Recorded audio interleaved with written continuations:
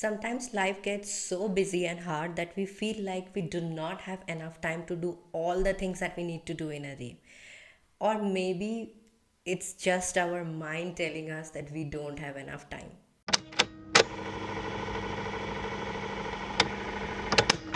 Hi there, everyone. Welcome back to the fourth episode of Thank You Universe podcast. I'm your host, Swarnali Saha Bahel. You can call me Swara. I am here bringing all the big sister energy vibes to you, ready to chat about the real stuff like those life lessons, those mess ups, those haha moments that we really get hurt during that time, but later we feel that yes, thank you universe for giving me that lesson. So whether you are tuning in with your morning cup of coffee or unwinding after a long day or listening to me while fighting through the traffic to commute to work, let's make this space our safe place to laugh, learn and grow together. And today's topic is very close to my heart because I am one of those person who love to lead a disciplined lifestyle, because I feel that if my routine is off, the entire day is going out to the trash. So today I want to talk to you about some specific habits that I incorporated into my lifestyle that saves me at least 2-3 hours every single day. So if you count it on a weekly basis, it would be at least 20 plus hours that it saves me. And yes, it did not just come to me like that. I have learned it a very hard way. So after I was done with my college and I started working in corporate, I felt like I don't have enough time for anything. But the work was only for like 8-9 hours, and commute to work was like another 2 hours less. So total it was taking me 10 hours. And let's say I was sleeping for 8 hours, which counts to 18 hours. 24 minus 18 hours, we still have 6 hours left, right? But somehow I always felt like I don't have time at all. But I had so many projects in my mind that I wanted to do, especially content creation. And I had so many other things that I wanted to do. And I always felt like I don't have enough time, so how will I do it? And then I came across a video by Arnold where he was talking about how he during his bodybuilding days where was dividing his work and his hours, how he was juggling between different jobs while doing bodybuilding. And it kind of motivated me and kept me thinking that maybe it's just me and my mind who that is just sabotaging again, that I don't have enough time, but I actually do. So I think I should restructure everything. And that's how I came up with this system, which I call the 5 1 minute habit. It saves me a lot of time, and it has not just structured my day, but it has literally structured my mindset as well, improved my productivity. So I can't gatekeep this anymore, and I really, really need to share with all of you. Okay, starting from bottom to top. So, number five, write it down. I know it sounds very tedious, but trust me, it is so effective. You know, sometimes when you are in the flow of the day, you are doing something and you suddenly remember that you have to do something. For example, call your doctor or call your brother, or maybe a small task like prep up for a meeting, do a presentation, prepare a presentation, something like that. And at that moment, you are already working on something else, and we suddenly start working on the new thing that came to our mind. Now, that not only reduces our productivity, but it also reduces the quality of our work. Now, if you work in corporate and if you have this full time job, you will relate to me that um, when we get our daily task and assignment, it's not like we are working on one thing, we are working on 10 things at one time. Sometimes that compromises with the quality of our work. So this habit has not only helped me improve my lifestyle, but has also helped me improve the quality of my work. So what I do is, whenever I am doing a certain work, for example, like shooting this podcast, and suddenly while in between shooting this podcast, I will suddenly remember that I have a deadline for a brand coming up that I need to shoot and edit the content. I'll quickly stop the video right here and write it down in my to-do list. And later, when I am done with this particular work of shooting this video, I'll get to my to-do list and see what are the other tasks that is left for the day. Now, that not only saves me time but also saves me a lot of stress, that I don't have to keep remembering things that what I forgot and what I needed to do. And this habit will take you hardly a minute, and even less than a minute, to pull out a notepad and write it down in your to do list.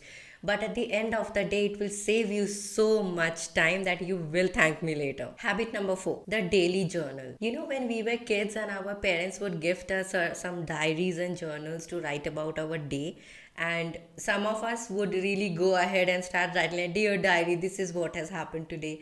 And later at some point when we were teenagers, and we thought that how stupid that was.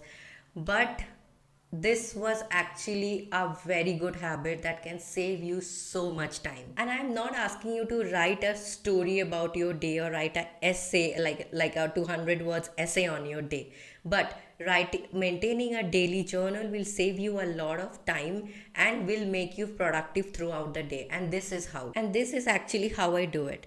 The first thing in the morning before I start my day, I sit with my journal and I plan my entire day out from low priority to high priority. Low priority task comes at the end, while the high priority task comes at the very top. Now I also categorize my high priority task into two things: tasks that consumes more time and energy, and tasks that will take me less time. And I always prefer to start my day with high priority tasks that would take me more time and energy, because at the beginning of the day I will have more energy to complete that task. So if I choose the hardest of the task of all those priority tasks that I have to do, I will have a huge chunk of work done before the day ends. And not just that, this very small habit motivates me, and not just that, this very small habits keeps me grounded, gives me a feeling that, oh, I have completed the toughest part of the day. Now the rest of the day is gonna be easy. Now that pushes me to complete the remaining work faster. Habit number 3, and this is one of my most favorite habit, but it was the toughest habit to build,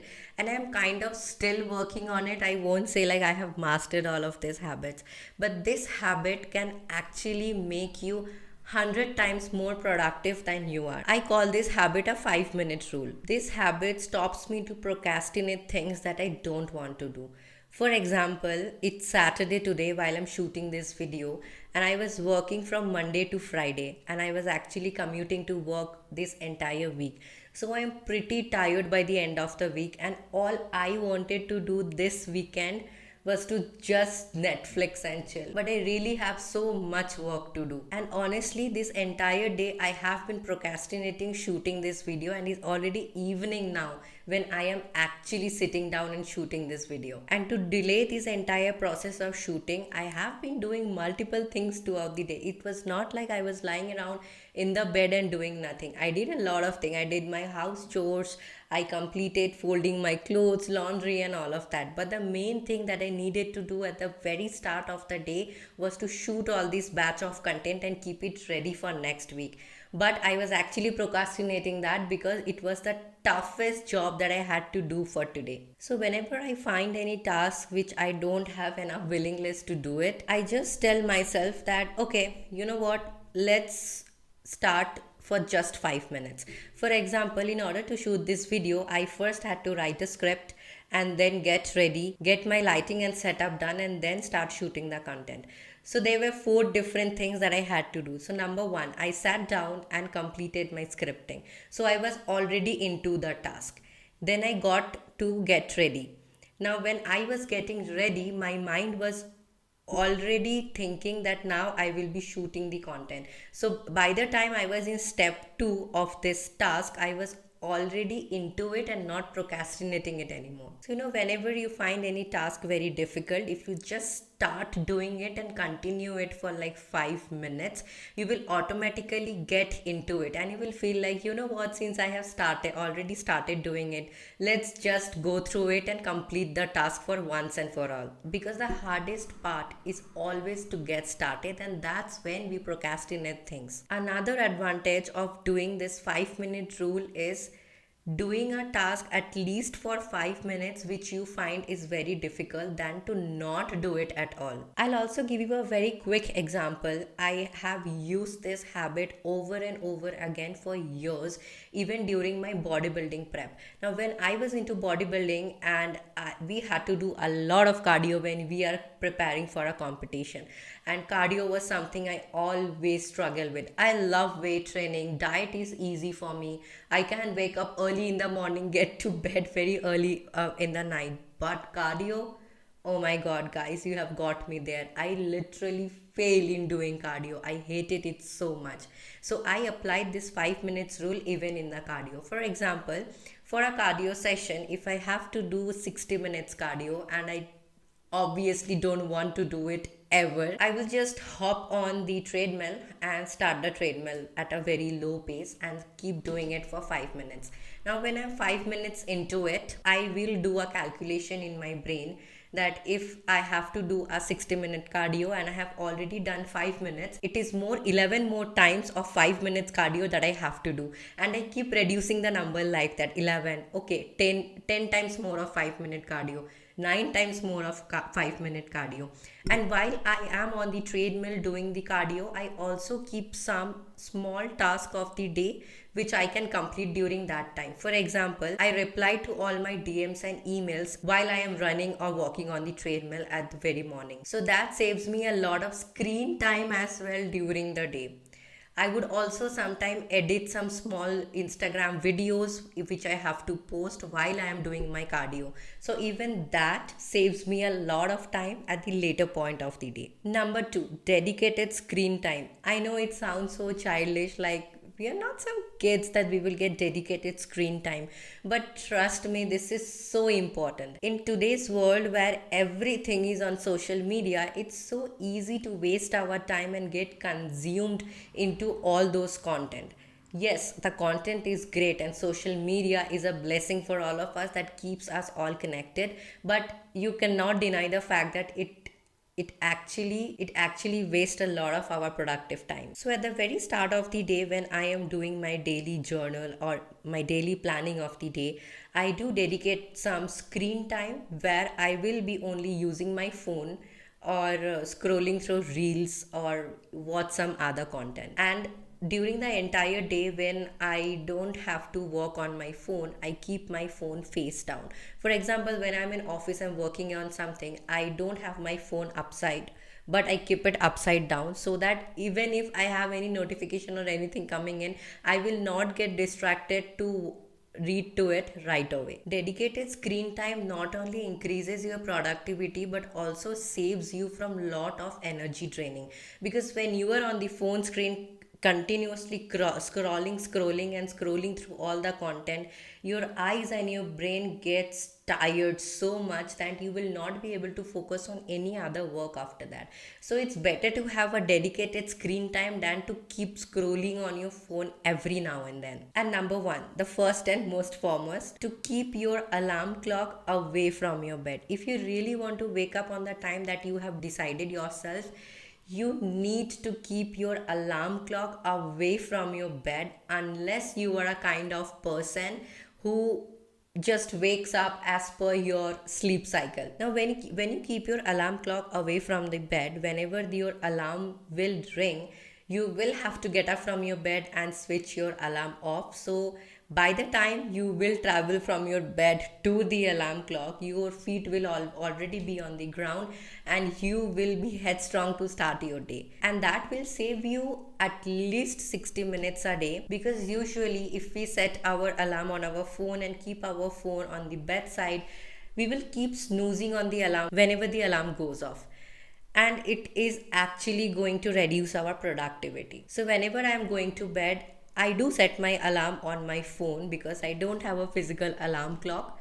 But if you have a physical alarm clock, make sure that you set your alarm on that clock, because the sound is so loud, you will definitely wake up. Otherwise, you can put your alarm on your phone, keep your phone from across the bed, maybe on your vanity or on your table, which is a little far away from your bed.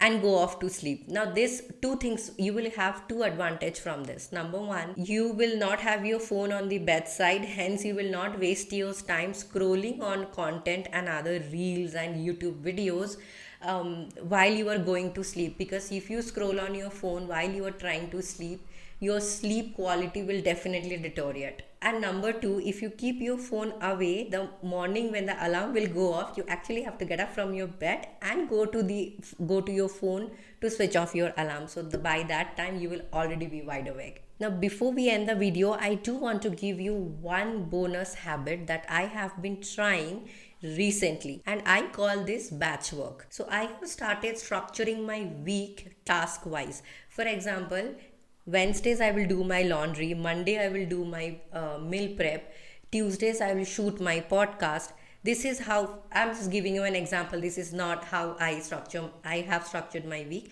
but just to give you an example, if you structure your week like this and you do your work in batches, you will save a lot of your time. For example, when I sit down to shoot my videos, and I usually get my weekends to shoot my videos because I am working during the weekdays, I will shoot both my long form and short form content together. For example, I will shoot my podcast episode, along with that I will also shoot my reels for my Instagram account, the Fit Bong Girl. Now since in both the platforms I am doing sitting videos, so I can batch this work together and get it done at one place, one time, with one lighting setup, instead of setting up everything again and again. That will not only consume a lot of time but will also drain out so much of my energy. You can even club your house chores together to get your certain work done at certain time or certain day of the week. For example, Mondays you can do your laundries, Tuesdays you can do your meal prep for the next 2 to 3 days. Now if you batch your work like this, you will have a clear picture of the things that you have to do in a day. You don't have to toggle between 10 different things that you have to do, and your day will be more structured. Well, that was my 5 1-minute rule that I implement every day in my life to help me be more productive and saves me a lot of time. I hope you enjoy this video and implement some of this into your lifestyle. If you feel that somebody you know would benefit from this episode, please share it with them. I am your host Swarnali Saha Bahel, and you are listening to Thank You Universe podcast. Signing off for now. See you in the next episode. Bye.